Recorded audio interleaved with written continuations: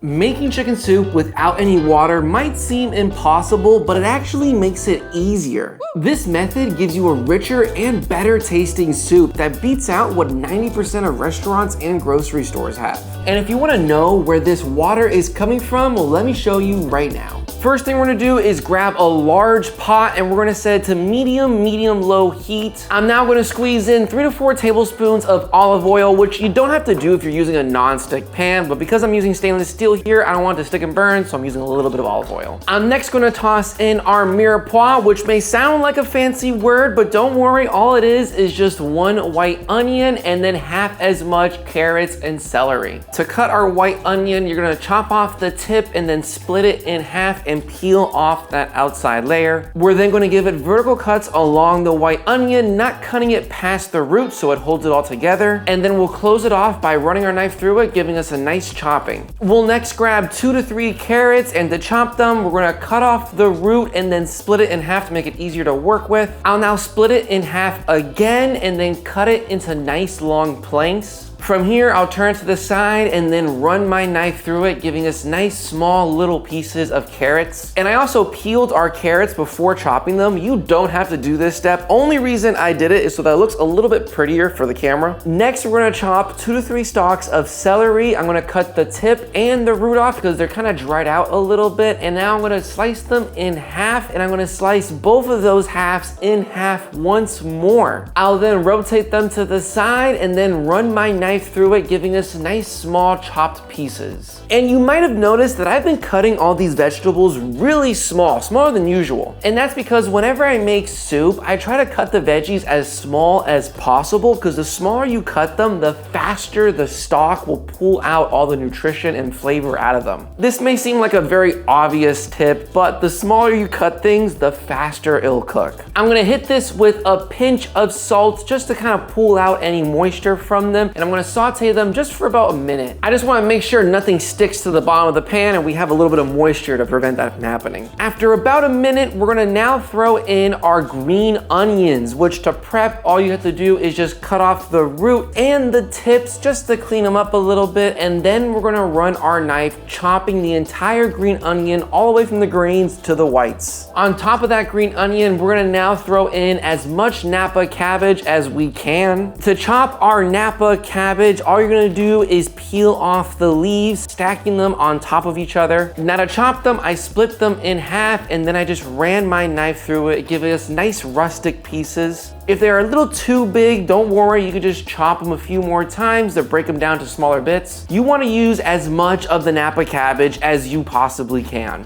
Back to our pot, I'm gonna now mix all those ingredients together just a little bit, and I'm gonna hit it with a sprinkling of salt before throwing a lid on it and letting it simmer at low heat for about 15 minutes. 15 minutes later, I'm gonna check our pot again, and as you can see, a little bit of water is coming off the top of that lid. If we take a look inside, we can see some water has now pooled up to the bottom of our pan. Where is this water coming from, you might be wondering? Well, it's coming from all of the vegetables we put in there, specifically the napa cabbage, which has the most water content inside of it. When we apply heat to it and reduce it down, we're pulling that water outside of all the veggies and we're getting water for our soup. But now we have to throw in the chicken in this chicken soup, and you can throw the entire chicken in the pot now. I've seen plenty of recipes that do this and it works really well, but I want to break down the chicken into its parts first and then throw into the pot. Similarly, while we chop our veggies so small, we also want to break down the chicken so that way it's easier for all the water to pull out and extract all the flavors. Now to break down your chicken, the first thing you're going to want to do is remove this little bag of all the little innards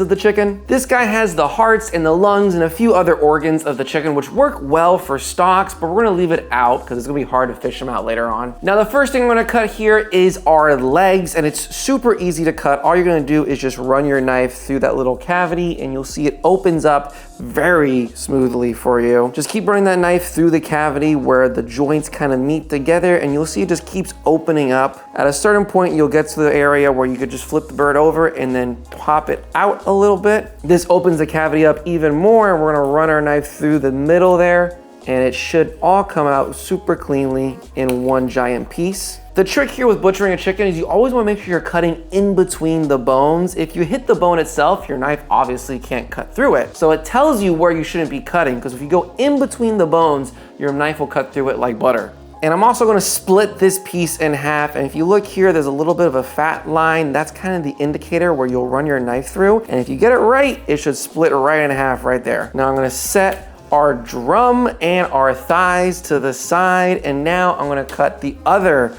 drum and thigh off the chicken. And of course, a sharp knife makes this so much easier. Make sure you're sharpening your knives at home. And if I'm being honest, my knife actually does need to be a little sharpened. It's kind of dull. Next, we're gonna now cut the wings off the bird, and similar to the thighs, you're just gonna run your knife in between that joint and it kind of exposes itself. Give it a little bit of pressure outwards to kind of reveal the joint to make it easier on yourself. And then once you kind of see the joint, just kind of go in between it, and that's it. I'm also gonna separate that flat and that mini drum from itself just to break it up a little bit to allow the broth to really get in there and absorb all those flavors. And the tip as well I'm gonna remove, but I'll be honest, this part is super hard to remove and you can never really get it right first try. It takes a few attempts to try to find that joint since it's such smaller muscles. And that is the wing right there, the mini drum, the flat, and the tip. All gonna be set to the side, and we're gonna now cut the other one. Now this is where things get a little trickier. I like to kind of cut this whole cavity off right here, but I wanna keep it all as one piece, so that way it's easy to remove it when we take it out of our stock. So instead, we're just gonna cut the breasts off as is, and that's gonna be it. To cut the breast off, you want to have it kind of face you first, and then we're just gonna take our knife along the top of it and just run it down the middle. Be careful with the fat because it is a little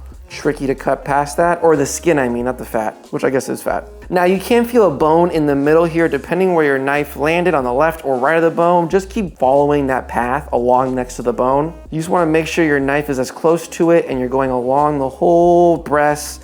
Make sure to pull that breast off from the bone. Follow it along the whole thing, and then after a while, the breast should kind of come off on its own. You're gonna keep cutting along that bone, pretty much removing that whole breast piece by piece. I'm gonna give the breast a feel, and I can see the wishbone is actually right here, so I'm just gonna remove it with my knife and kind of keep it with the rest of the bones. I'll then cut off the excess, and boom, that is a chicken breast right there. Nice, beautiful, clean chicken breast. Actually, very clean chicken breast. I'm impressing myself right now. Now I'm gonna do the same thing again on the other side of this bone where the other breast is. And now this is your carcass, which we will be including in our pot as well. But more importantly, this is all the meat that we just pulled off of our chicken. And this took about, let's see, 10 minutes worth of time. And that's me narrating it with you guys. If I'm doing this at home by myself, this really doesn't take more than like 5 to 8 minutes. Back to our pot, we're gonna throw in all of our broken down chicken pieces as well as the carcass of the chicken itself. And try your best not to drop any raw chicken on the ground.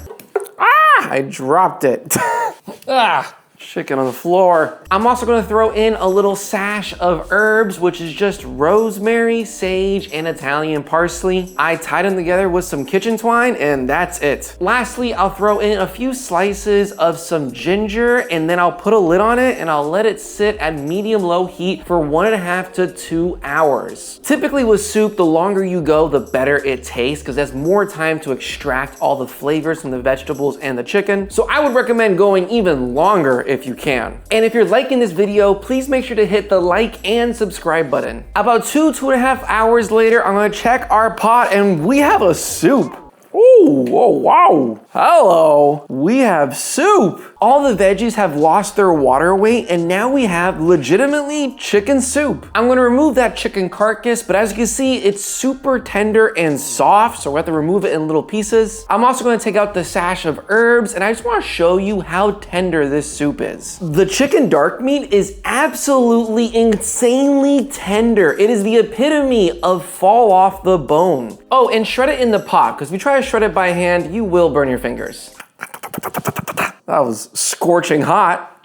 And the white meat as well is just as tender. I'm able to easily pull it apart within the pot with just tweezers. I'm gonna continue shredding our chicken, picking out any bones I find, and then the last thing we need to do now is season this. I'm gonna season this with salt to taste, so I'm gonna put a pinch in at a time, mix it in, and then give it a taste to see if it needs more. All in all, I probably put in about 1 to 1.5 teaspoons in salt, and you'll notice the difference once it's properly seasoned. That's so good. That's so good. Holy cow. This is now your super easy and simple chicken soup. All you have to do now is pour it in a bowl and serve it to yourself or whoever is in need of soup. Now, if you like soup, I'm guessing you like to eat healthy every now and then, and what you should watch next is my 5 easy healthy recipes video. Thank you so much for watching, and please hit the like and subscribe button.